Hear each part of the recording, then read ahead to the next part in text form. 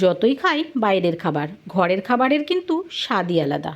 তাই সেদিন বানিয়ে ফেললাম ঘরের বানানো রুটি, সাথে তরকারি আর চা। প্রথমেই খুমির করে আটাটাকে মাখিয়ে নিলাম, তারপর পাতলা পাতলা করে খুব ভালোভাবে এটাকে বেলে নিলাম।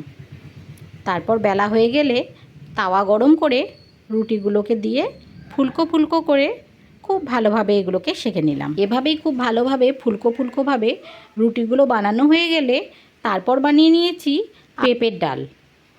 ঘরের এই গরম গরম ফুলকো ফুলকো রুটির সাথে পেঁপের ডাল কিন্তু খুবই ভালো লেগেছিল।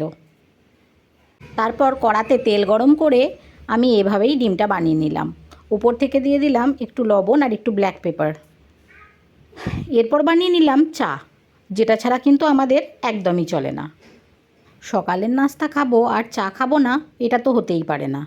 তাই বানিয়ে নিলাম ঘন ঘন করে দুধের চা, যেটা ছাড়া আমাদের একদমই চলে না। তারপর চাটা বানানো হয়ে গেলে চাগুলোকে খুব ভালোভাবে কাপে সার্ভ করে নিলাম। আপনারা কারা কারা চা খেতে পছন্দ করেন আর কি চা খেতে পছন্দ করেন সেটা কিন্তু অবশ্যই কমেন্টে বলবেন। এভাবেই আমি ব্রেকফাস্টটা বানিয়ে নিয়েছিলাম। আমার ব্রেকফাস্ট আপনাদের কেমন লাগলো? যদি ভালো লেগে থাকে তাহলে please like, comment, share and subscribe করে আমার পাশে থাকবেন। Thanks for watching.